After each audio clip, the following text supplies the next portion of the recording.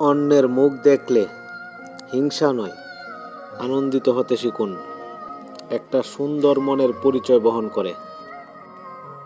যখন নিজের অজান্তে কাউকে কষ্ট দিয়ে ফেলি, তখন নিজেকে বড় অপরাধী মনে হয়। আর যখন কেউ আমাকে কষ্ট দেয়, তখন মনে হয় এটা আমার পাওনা ছিল।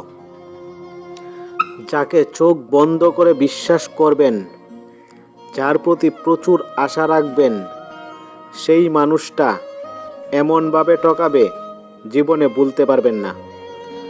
ক্ষমা করতে শিখলেই বারবার কত তৈরি হয়, কারণ নরম মাটি আর নরম মন দুটোকেই সহজে আঘাত করা যায়।